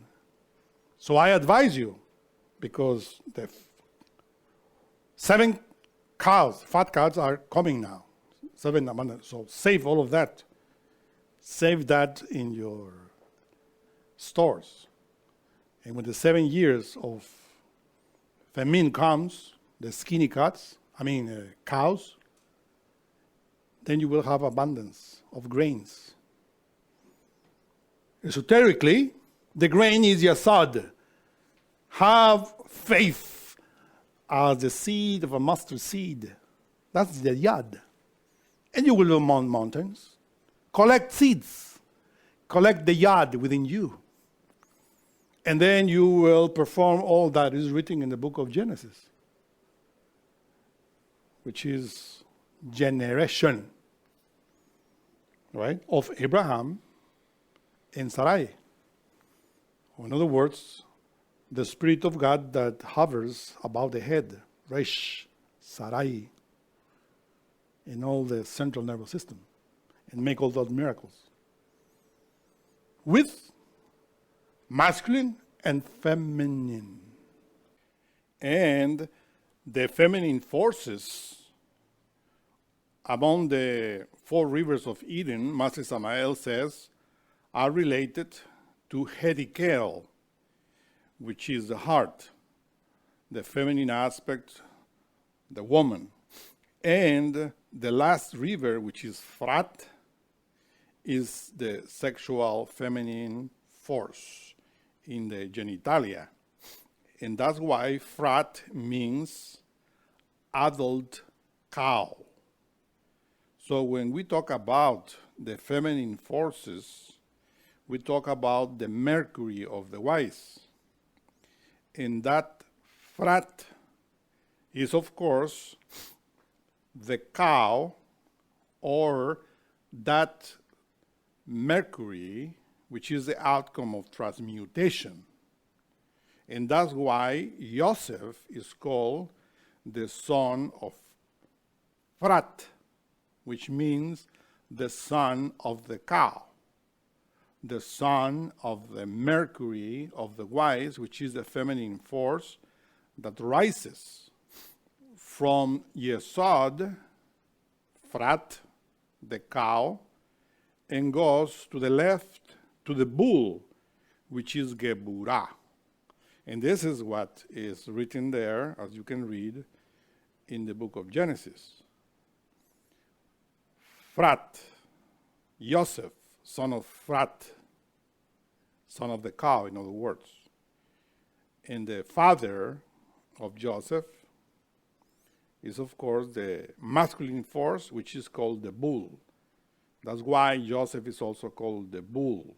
So you see there, the bull of Geburah, the masculine force of Samael, and the cow, which is Frat, that is commonly called in the Bible Euphrates. But it is in Egypt, Mizrahim, which is the feminine force, Malkut, that gives birth the astral solar body, which is Joseph. Sarai is the mantra of fire. This is what the name Sarai hides. Listen. The first letter of the name Sarai is the letter Shin. But Sarai is pronounced the letter Shin, which is the mantra of the fire. But when you pronounce the name Sarai, or the word Sarai, as a mantra, you have to pronounce the letter Shin, the spelling of the letter Shin, as S-I-N, sin, like this. Sin.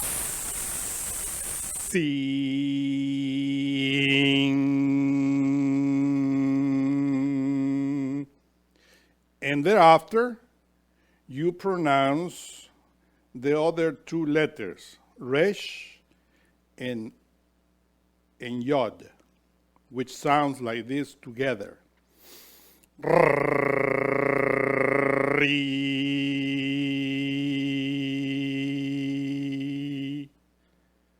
So that is a mantra that transmutes the fire of Prat to the head, because the Yad vibrates in the pineal gland, and the S transmutes the fire from Yesod to the pineal gland, and the letter End sustains the fire in the pineal gland, the crown, Keter.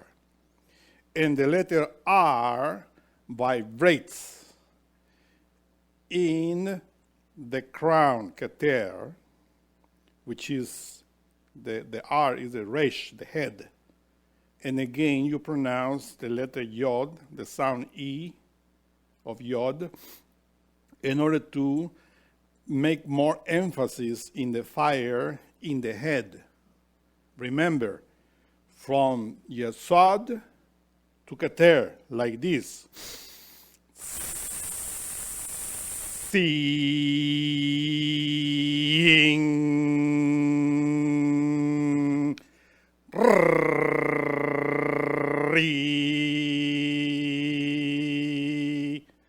That's the mantra of Sarai, the wife of Abraham, the innermost, that you pronounce in order to elevate the sexual force of Frat to Keter, the crown. Yeah? Talk about a soul. Yeah, in the lecture. You see how you put it on your new pentagram? yeah. How does that relate? That's the Sof. No, but there is written with Greek letters. But really, if you observe it, there are Latin letters and Greek letters. A Sof written like that, according to Eliphas Levi, encloses that, meaning all the forces of mysteries, Latin mysteries, Greek mysteries, and Hebrew mysteries. All of them together is a thought, a Sof. That's why when Jesus Christ that brought all the synthesis of all of this Asoth, Pilate says, right on top of the cross of this guy, of this person that is going to be crucified, Jesus of Nazareth, King of the Jews. And then he says that because we're a lot of Latin people there, a lot of Greek and Hebrew. He wrote that in 3 languages, which at that time synthesized the amalgamation of all the forces, because Malkut is the mixture of all the forces that we had to take advantage of. And that is precisely a Sof, the symbol of.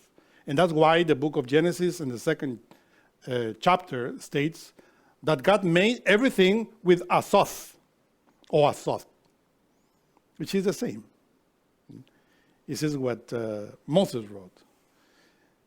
And this is significant.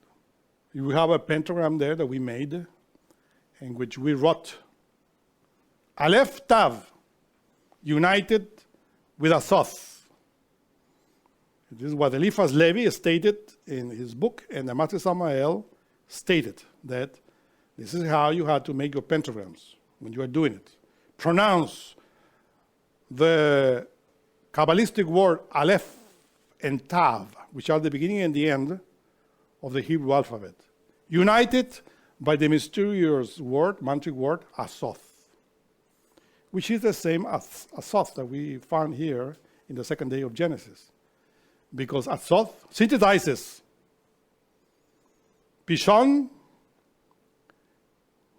Hedikel, Gihon, and Prat, the 4 ethers that Jacob worked with in tantrism, sexual magic, white sexual magic, chastity, and development of all of those virtues.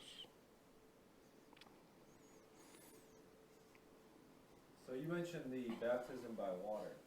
And we know the baptism by fire and the baptism by light is related with initiations, but what is exactly the baptism of water related to? Well, the baptism of water symbolizes all of the work that we are doing in Yesod. And all the rivers also that you see in the graphic. Gihon is Chesed, Pishon is Geburah, Tiferet is Hedikel, and Prat is Yesod, which are Abraham, Isaac, Jacob, and Joseph. Those are the 4 that we need in order to work with that. That's the baptism of water, which we receive in the 2nd initiation and 3rd initiation, because the moon rules Yesod and Hod. Once we are developing the baptism of water that the Gospel talks about, then you are capable of entering in the baptism of fire. But this is very high. It's not like people in this day and age think, oh, the baptism of water, they are baptized in a pool, or they go to a river or to a lake, and you are baptized by water, as is written in the Gospels. And this is done. That's symbol. Like the mikvah in the Jewish tradition. That's symbol. It's okay to do it as a symbol. All traditions are symbolic. But that baptism is related with 7 Sephiroth. Baptism of water goes to Malkut, Yesod, Hod, Netzah, Tifereth, Geburah, and Hesed. That's the baptism of water. And when you reach Hesed, the top of the 49 levels, because 7 by 7 is 49 levels, then you are prepared in order to receive the baptism of fire. that was hidden within the water. And when you receive the baptism of fire, says the Master Samael on Veor, very clear in one of the lectures, it's called the 7 minds and 7 truths. He says that you receive the enlightenment. But there's a alchemical work that you have to do. It's not like people think. You are baptized in the pool or whatever place that church follows, and after that they say that they receive the fire of Pentecost. And they start talking in languages, in tongues. It doesn't make sense. That's easy, from one day to the other. This is a very long work, Master Samael states. About 30 years of work, very hard within yourself, in order to reach that level, if you work daily. Because many other initiates take lives in order to reach that. But we have to understand the meaning of the Bible, the message, in order to follow that alchemically, Kabbalistically, and not to the dead letter, literally, like many people do in this day and age. There's a lot of people there that think, unfortunately, naively, that they are saved because they were baptized symbolically in a lake, in a pool, in any church. And that they received, they say, the Pentecost fire, which is the baptism of fire. Without reading the Bible, that Pentecost comes after the 4 Gospels. Because in the book of Acts is where the Bible talks about the advent of the Pentecost fire. And that book of Acts is after the 4 Gospels. And those 4 Gospels relate to the 4 rivers that we're talking here. Not before, but after. But we have to study Kabbalah and alchemy in order to understand it. So you mentioned that, is it Jacob fights against the gods and the humans, or God and the humans, you said? Jacob symbolizes the fight that you have to do in the very sexual act. By defeating your lust, your animal soul, which is nefesh, and that's to fight with those forces which come from above, which are ruled by that angel. And you transmute, you defeat that angel, meaning you defeat the forces of that angel related with the animal kingdom. If you reach the orgasm and the spasm in the sexual act, that means that those forces of that angel defeated you. Well, could fighting the humans also symbolize fighting against the Nirvanis? They said that No, the fighting against humans means it's on humanity. so it's not really Because that force is not only in the physical plane, your humanity. It's related with other planes inside of you. It's not that, okay, I physically already defeated my physicality. I am chaste physically. Meanwhile, when you are tested in the astral plane, you are a fornicator, an adulterer. That means that maybe in the physical world you acquire chastity, but not in the internal levels of your mind. Because there are 7 levels by 7, 49. And that's the meaning. It says to defeat physically and internally that angel. And that's a great work. And then you really receive enlightenment and you awake. Before that, we are just a joke. That's the truth. Right? As I said in my last lecture, a golem. Thank you very much.